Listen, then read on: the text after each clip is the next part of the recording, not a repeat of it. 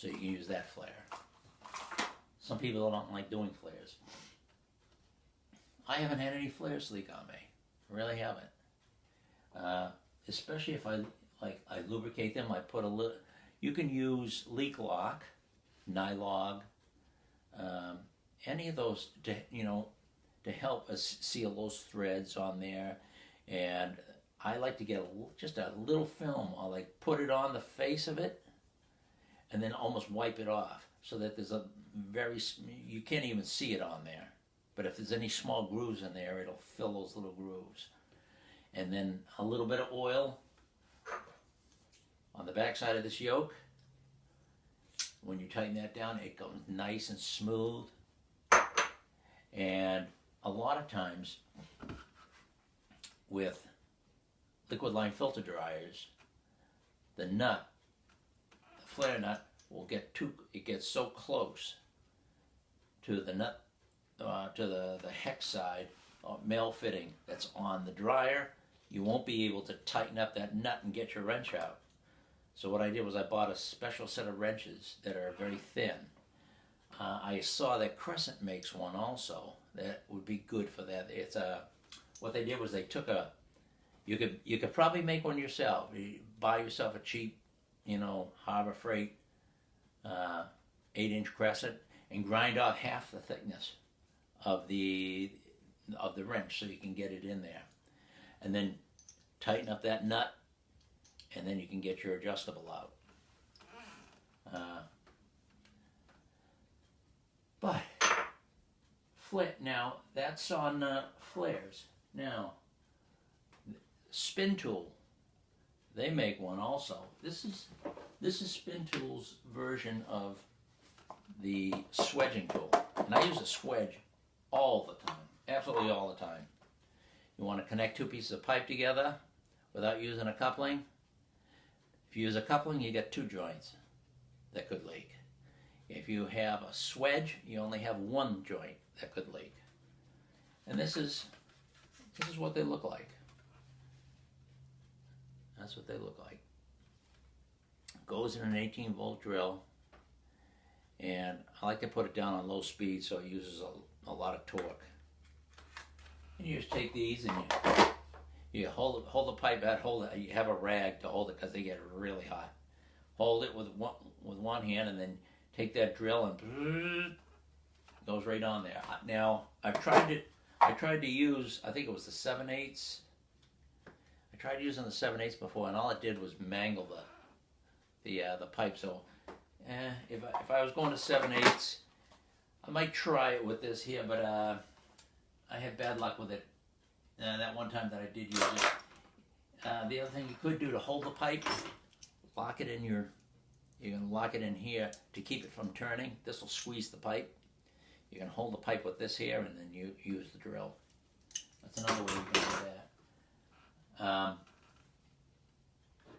Let's see. Okay, now, when it comes to swedging, now I have an expansion tool that Ritchie makes. It's like a big plier. Hillmore makes one also that's a hydraulic.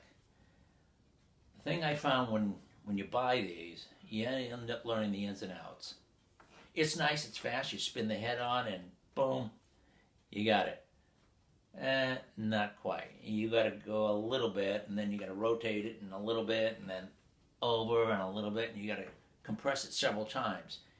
Or if the pipe has become what they call embrittled, where it's been bouncing around in your truck there for 6 months, and the pipe is older, it might lose some of its annealing, its ability to be malleable, and it doesn't want to stretch, so it ends up splitting. So, and that's the one thing I didn't like about it. But if I have pipe like that, I'll use this one here.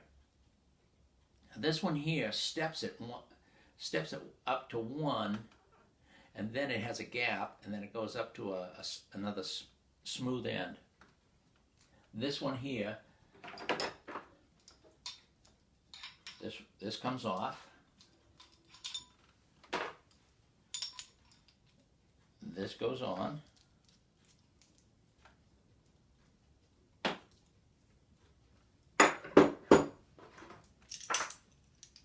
this goes into your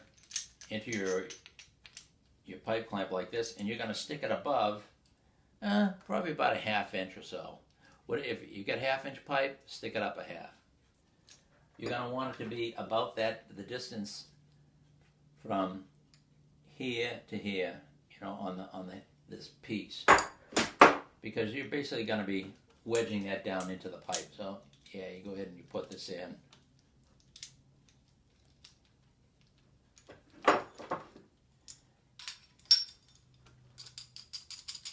And you wedge this open. You're going to have to bring it. Oh, all right.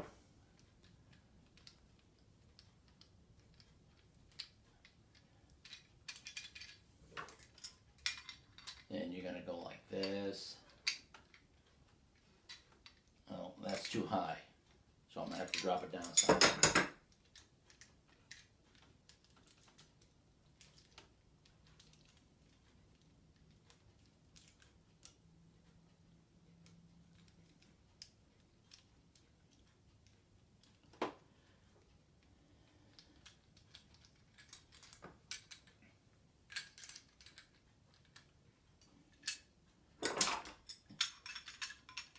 And actually, this is probably the wrong size head on here. You have different size heads that go on this.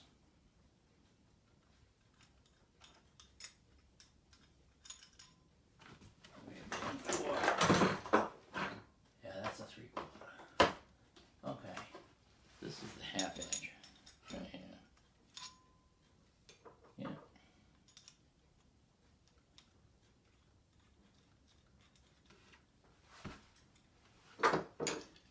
And then what you would do is put this here, get it lined up, put a drop of oil on there, you lube it up. This way here it slips in there nice and easy.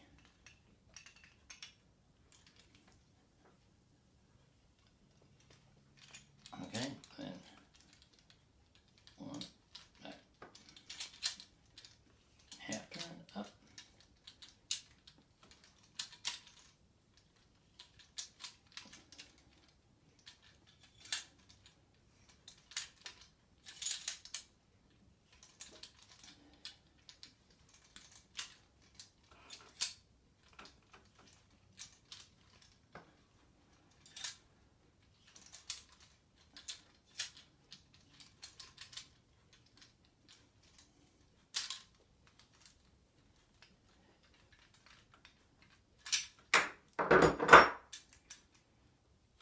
Okay.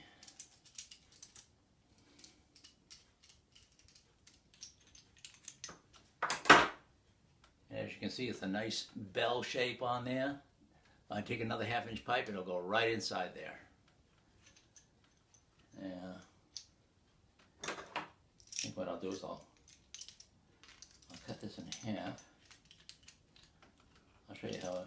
Remember before I was telling you, well, I'd have to put a pair of pumps on there. Well, this is another way you can hold the pipe and keep it from spinning.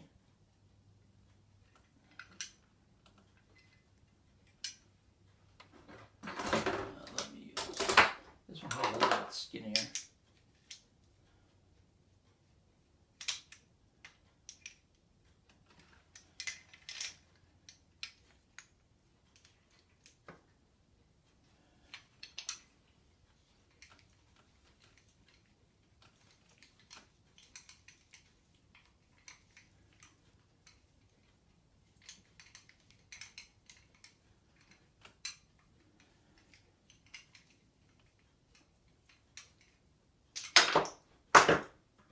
Okay, and as you can see on here, fits right in there.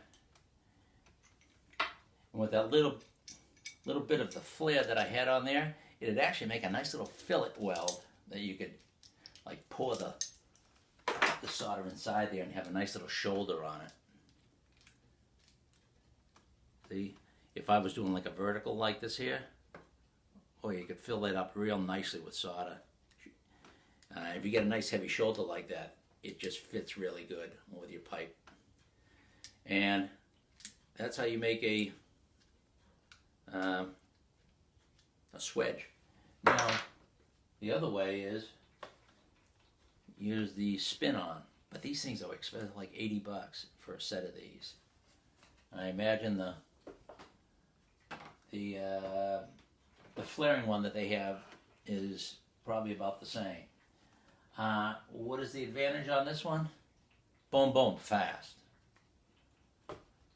And when it comes to a flare, zoom, you're done. You know, I think that if you're using that tool there, the shoulder on it is going to be a lot thinner. So what you might want to do is throw in a flare gasket if you're going to use those, because that's going to thin the shoulder out, I think, a little bit more. But the good thing about it is it heats it up. It gets it good and hot. Not red hot, but pretty close to it. I mean, it gets up good enough. It'll burn the hell out of your skin. So that's a little bit on flaring.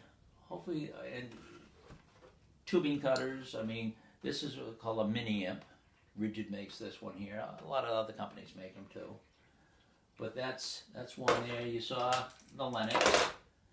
And then this guy here, oh, yeah. See, there's a spare wheel underneath here also. And this is used, you know, to deburr. And it actually has a file on the back side so you can flatten out anything that might be sticking above. But remember, anytime you're doing this, make sure you're like upside down, or when you're done. If you're going to get, let's say that you can't do anything about it. You got a pipe that's coming up, you can't move it, and you know the burrs and all that crap is going to go down in the pipe. Just make sure that you put nitrogen on the back end, put some air on it, put your thumb over it here, and then all of a sudden let it go. And all that crap will shoot right out of there. Maybe a little bit of oil, but you'll get all the junk out of there. That's how you can kind of knock, if you're in that situation, you got to overcome and adapt. But this is a lot of the tubing we use is 1/2 inch and less. That is a really nice deburring tool. I like this one here. It's better to use. I like this one here better than that blue one that I got. This one here. And this one here has a spare cutting wheel inside here also. But I like it better than this. Most all the plumbers, a lot of guys out there, they like this one here. For me, if it's got to be absolutely tight, I go with a double flare. I know some guys, they don't do anything but double flare.